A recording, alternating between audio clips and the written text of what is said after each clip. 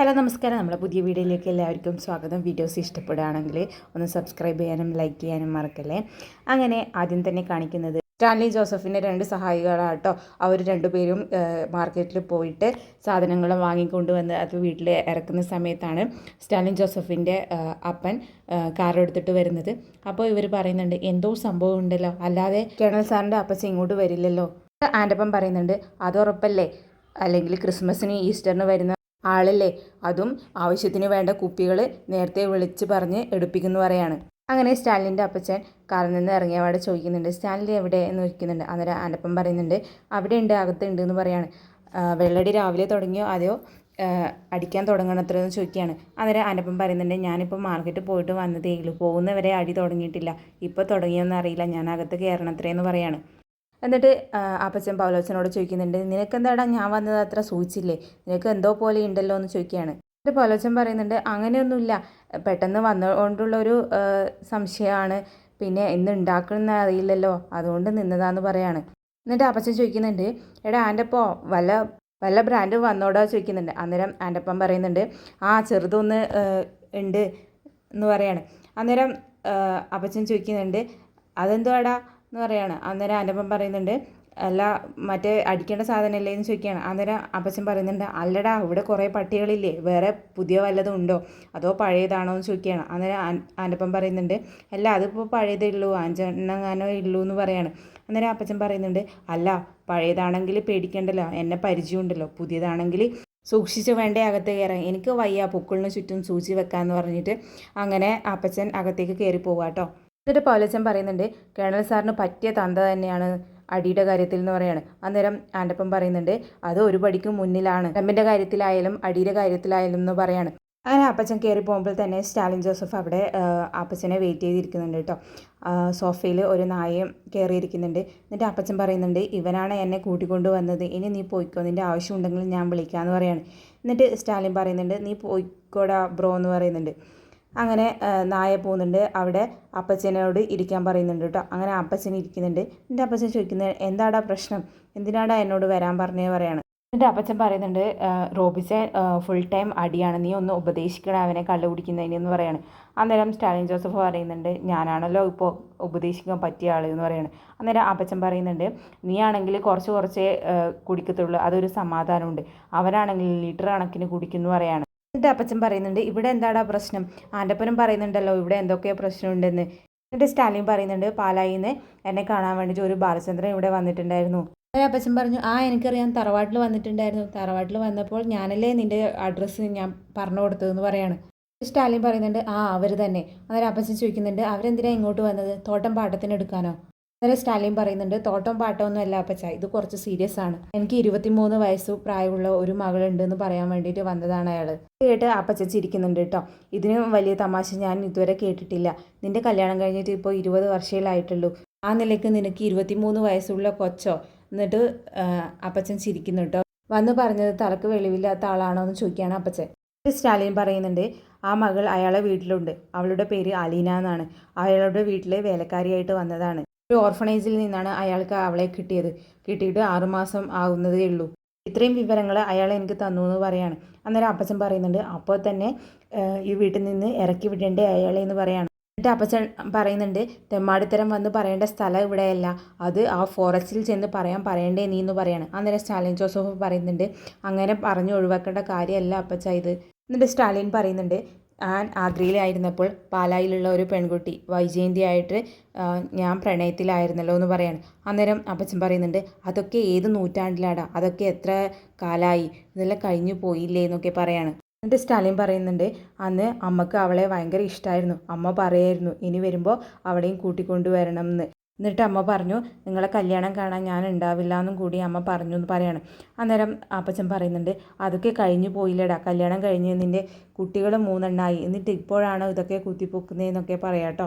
അന്ന് പക്ഷേ അപ്പച്ചന് വലിയ എതിർപ്പായിരുന്നു അവളെ കല്യാണം കഴിക്കുന്നതിൽ, കല്യാണം കഴിക്കുന്നുണ്ടെങ്കിൽ ബന്ധങ്ങളും വീട്ടുകാരും എല്ലാം ഉപേക്ഷിച്ച് പോയിക്കൊള്ളാം എന്ന് അപ്പച്ചൻ ഞങ്ങളോട് പറഞ്ഞായിരുന്നില്ലേ. എന്നിട്ട് അപ്പച്ചൻ ചോദിക്കുന്നുണ്ട് എന്നിട്ട് നിങ്ങൾ കല്യാണം കഴിച്ചില്ലല്ലോ? അന്നേരം സ്റ്റാലിൻ പറയുന്നുണ്ട് ഇല്ല, അപ്പച്ചൻ അന്ന് എതിർത്തില്ലായിരുന്നെങ്കിൽ ഞങ്ങൾ എപ്പോഴേ കല്യാണം കഴിക്കായിരുന്നു, അമ്മച്ചിക്ക് ഒരു എതിർപ്പും ഉണ്ടായിരുന്നില്ല ഞങ്ങൾ തമ്മിൽ കല്യാണം കഴിക്കുന്നതിന് എന്ന് പറയാണ്. അന്നേരം അപ്പച്ചൻ പറയുന്നുണ്ട് അതെന്താണെന്ന് വെച്ചാൽ അവൾക്കറിയായിരുന്നു അധികം ആയുസില്ലാന്ന്. അതുകൊണ്ടാണ് അവൾ മരിക്കുന്നതിന് മുന്നേ നിൻ്റെ പെണ്ണിനെ കാണാൻ അവൾക്കൊരാഗ്രഹം ഉണ്ടായിരുന്നതെന്ന് പറയാണ്. അന്നേരം സ്റ്റാലിൻ പറയുന്നുണ്ട്, ഞാൻ കാര്യത്തിലേക്ക് വന്നില്ല. ഞാൻ ആഗ്രയിലുണ്ടായിരുന്നപ്പോൾ അവൾ 8 മാസം ഗർഭിണിയായിരുന്നു. ആ സമയത്താണ് അവളെ ആങ്ങളമാർ വന്നിട്ട് അവളെ കൂട്ടിക്കൊണ്ട് വന്നതെന്ന് പറയാണ്. എന്നിട്ട് അപ്പച്ചൻ പറയുന്നുണ്ട്, അതൊക്കെ ശരിയാണ്, അവൾ പ്രസവിച്ചിട്ടും ഉണ്ടാകാം. പക്ഷേ ഇത്ര നാളും അവൾ എവിടെയായിരുന്നു? ഇതൊക്കെ കുത്തി ഇളക്കി കൊണ്ടുവരാൻ ഇപ്പോൾ എന്താ കാരണം? പണം വേണോ അതോ നിന്നെ നാണം കെടുത്താൻ വേണ്ടിയാണോ എന്ന് ചോദിക്കുകയാണ് അപ്പച്ചൻ. അന്നേരം സ്റ്റാലിൻ പറയുന്നുണ്ട്, പൈസയ്ക്ക് വേണ്ടിയല്ല, വന്ന ആൾക്ക് ജ്വല്ലറി ഉണ്ട്, ബാക്കി എന്തൊക്കെ ബിസിനസ്സുകളുണ്ട് എന്ന് പറയാണ്. അന്നേരം അപ്പച്ചൻ പറയുന്നുണ്ട്, അതൊക്കെ പറ്റിപ്പായിരിക്കും. ഇപ്പോഴത്തെ കാലത്ത് ആരെയും വിശ്വസിക്കാൻ പറ്റില്ല, എല്ലാവരും പണത്തിന് വേണ്ടിയിട്ടായിരിക്കും ഇങ്ങനെയൊക്കെ ചെയ്യുന്നതെന്ന് പറയാണ്. എന്നിട്ട് അപ്പച്ചൻ ചോദിക്കുന്നുണ്ട്, അയാൾ പോയില്ലേ, ഇനി അയാളെ വിളിക്കണ്ട, അയാൾ പോയ വഴിയേ പോയിക്കോട്ടെ, ഇനി അയാളെ വിളിക്കാനൊന്നും പോണ്ടെന്ന് പറയാണ്. അന്നേരം സ്റ്റാലിൻ പറയുന്നുണ്ട്, ആ പെൺകുട്ടിക്ക് ഇപ്പോൾ ആരും ഇല്ലയെന്നാണ് പറയുന്നതെന്ന് പറയാണ്. അന്നേരം അപ്പച്ചൻ പറയുന്നുണ്ട്, ആരും ഇല്ല ആയിക്കോട്ടെ, ഇല്ലെങ്കിൽ അയാൾ നോക്കട്ടെ, ഇത്രയും കാലം 23 വർഷം ആരും ഇല്ലാണ്ടാണോ ആ പെൺകുട്ടി ജീവിച്ചത്? അയാളൊന്നും വിശ്വസിക്കരുത് ലാലിച്ച എന്ന് പറയാണ്. അന്നേരം സ്റ്റാലിൻ പറയുന്നുണ്ട്, അപ്പച്ച വൈജയന്തിയെ കല്യാണം കഴിച്ചത് അയാളാണെന്ന് പറയാണ്. എന്നിട്ട് അപ്പച്ചൻ ചോദിക്കുന്നുണ്ട്, അപ്പോൾ എല്ലാ കാര്യവും അയാൾക്ക് അറിയുമെന്ന് ചോദിക്കുകയാണ്. അന്നേരം സ്റ്റാലിൻ പറയുന്നുണ്ട്, ആ എല്ലാ കാര്യങ്ങളും അറിയാം, അവൾ പ്രഗ്നൻ്റ് ആയതും പ്രസവിച്ചതും എല്ലാ കാര്യങ്ങളും അറിയാമെന്ന് പറയാണ്. അന്നേരം അപ്പച്ചൻ പറയുന്നുണ്ട്, എന്നിട്ടാണോ അയാളെ ഭാര്യ പിഴച്ച് പ്രസവിച്ച കാര്യങ്ങളൊക്കെ പറഞ്ഞ് ഇങ്ങോട്ട് വന്നത്? നമ്മളാണെങ്കിൽ അവളെയും പിടിച്ച് പുറത്താക്കി അവളെ മോളെയും പിടിച്ച് പുറത്താക്കിയല്ലേ ചെയ്യാമെന്ന് പറയാണ്. അന്നേരം സ്റ്റാലിൻ പറയുന്നുണ്ട്, ഓരോ മനുഷ്യൻ്റെ അവസ്ഥ നമുക്ക് പറയാൻ പറ്റില്ല അപ്പച്ച എന്ന് പറയാണ്. അന്നേരം എന്നിട്ട് അപ്പച്ചൻ പറയുന്നുണ്ട്, അയാളത് ഫ്രീ ആയിട്ട് എടുത്തോട്ടെ, നമുക്ക് വേണ്ട, നമുക്ക് അല്ലെങ്കിൽ തന്നെ 100 പ്രശ്നങ്ങളുണ്ടെന്ന് പറയാണ് അപ്പച്ചൻ. അത് കഴിഞ്ഞിട്ട് പിന്നെ ബാലചന്ദ്രനാട്ടോ കാണിക്കുന്നത്. ബാലചന്ദ്രനെ സ്റ്റാലിൻ ജോസഫ് ഫോൺ വിളിക്കുന്നുണ്ട്.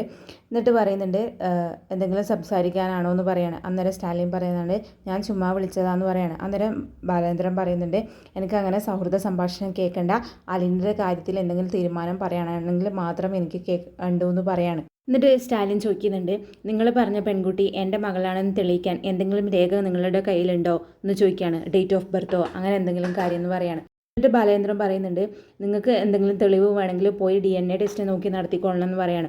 അന്നേരം സ്റ്റാലിൻ പറയുന്നുണ്ട്, നിങ്ങളാണ് എൻ്റെ വീട്ടിലേക്ക് ഇങ്ങനൊരു പെൺകുട്ടി ഉണ്ട് എന്ന് പറഞ്ഞിട്ട് വന്നത്, എൻ്റെ മകളാണ് എന്ന് പറഞ്ഞത് നിങ്ങളാണ്, അപ്പോൾ നിങ്ങളല്ലേ അത് തെളിയിക്കേണ്ട ഉത്തരവാദിത്വം നിങ്ങൾക്കല്ലേ എന്ന് പറയാണ്. അന്നേരം ബാലേന്ദ്രൻ പറയുന്നുണ്ട്, എൻ്റെ കയ്യിൽ തെളിവില്ലാതെ ഞാൻ അങ്ങനെ നിങ്ങൾക്ക് കൊണ്ടുതരിക? അലീനക്കറിയില്ല അവൾ അച്ഛൻ നിങ്ങളാണെന്ന്, വൈജയന്തിക്കറിയില്ല അവളെ പ്രസവിച്ച മകളാണ് അലീനയെന്ന്, പിന്നെ എങ്ങനെ ഞാൻ നിങ്ങൾക്ക് തെളിവ് കൊണ്ടുതരുമെന്ന് പറയാണ്. പിന്നെ അവൾ ഇവിടുന്ന് ഇറങ്ങി പോകുമ്പോൾ സുരക്ഷിതമായിട്ടുള്ള ഒരു സ്ഥലത്ത് അവളെ ഏൽപ്പിക്കാമെന്ന് വിചാരിച്ചിട്ട് മാത്രമാണ് നിങ്ങളെ വീട്ടിലേക്ക് ഞാൻ വന്നതെന്ന് പറയാണ് ബാലേന്ദ്രൻ. ക്ഷമയുടെ നെല്ലിപ്പലകയിൽ നിന്നിട്ടാണ് ഞാനിപ്പോൾ നിങ്ങളോട് സംസാരിക്കുന്നത്. ആ സമയത്ത് സ്റ്റാലിൻ്റെ അപ്പച്ചൻ്റെ ഇടയിൽ എന്തൊക്കെയോ സംസാരിക്കുന്നുണ്ട് കേട്ടോ. എന്നിട്ട് സ്റ്റാലിൻ പറയുന്നുണ്ട്, ഞാൻ അപ്പച്ചൻ്റെ കയ്യിൽ കൊടുക്കാമെന്ന് പറയുന്നു. ആ സമയത്ത് അപ്പച്ചൻ സംസാരിക്കുമ്പോൾ ബാലേന്ദ്രൻ പറയുന്നുണ്ട്, എനിക്ക് നിങ്ങളോടൊന്നും സംസാരിക്കാനില്ല, എനിക്ക് സ്റ്റാലിനോട് മാത്രമേ സംസാരിക്കാനുള്ളൂ, കൊടുക്ക് സ്റ്റാലിന് ഫോൺ എന്ന് പറഞ്ഞിട്ട് സ്റ്റാലിൻ എന്നെ ഫോൺ തിരിച്ചു കൊടുക്കുന്നുണ്ട് കേട്ടോ. എന്നിട്ട് സ്റ്റാലിൻ ജോസഫ് പറയുന്നുണ്ട്, നിങ്ങളെന്തിനാ ഇങ്ങനെ അറുത്ത് മുറിച്ച് പറയുന്നതെന്ന് പറയാണ്. അന്നേരം ബാലേന്ദ്രൻ പറയുന്നുണ്ട്, കല്യാണത്തിന് മുമ്പ് എൻ്റെ ഭാര്യയ്ക്ക് ഒരു കുഞ്ഞിനെ കൊടുത്ത ആളോട് ഇത്രയും സൗമ്യമായിട്ട് സംസാരിക്കാൻ എനിക്ക് പറ്റില്ല എന്ന് പറയാണ്.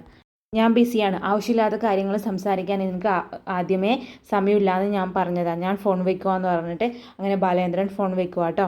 പിന്നെ രാത്രി സമയം സ്റ്റാലിൻ്റെ അപ്പച്ചൻ വെള്ളമടിക്കുന്ന സീനാട്ടോ കാണിക്കുന്നത്. വെള്ളമടിക്കുന്ന സമയത്ത് ആൻ്റപ്പൻ ടച്ചിങ്സുമായിട്ട് വരുന്നുണ്ട്.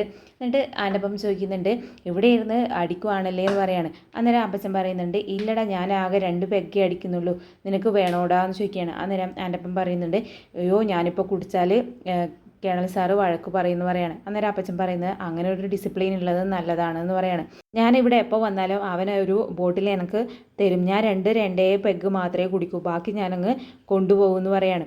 എന്നിട്ട് ആൻ്റപ്പം പറയുന്നുണ്ട്, എന്നിട്ട് പോകുമ്പോൾ ഞങ്ങൾക്കൊന്നും തരുവില്ലല്ലോ ബാക്കി എന്ന് പറയാണ്. നിന്നെ മുതൽ ആഗ്രഹിക്കാൻ പാടില്ല എന്ന് പറഞ്ഞിട്ട് ആൻ്റപ്പൻ അടുക്കളയിലേക്ക് പോകുന്നുണ്ട് കേട്ടോ. ആ സമയത്ത് സ്റ്റാലിൻ ജോസഫ് അപ്പച്ചൻ്റെ അടുത്തേക്ക് വരുന്നുണ്ട്. എന്നിട്ട് ചോദിക്കുന്നുണ്ട്, അപ്പച്ചൻ ഇന്ന് പോകുന്നില്ലല്ലോ, നാളെയല്ലേ പോകുന്നുള്ളൂ എന്ന്. അന്നേരം അപ്പച്ചൻ പറയുന്നുണ്ട്, ഇല്ലടാ ഞാനിപ്പോൾ അടിച്ചില്ലേ, അതുകൊണ്ട് ഇനി നാളെ പോകുന്നില്ലല്ലോ. അതോടെയാണ് കേട്ടോ ഇന്നത്തെ സീനോട് അവസാനിക്കുന്നത്.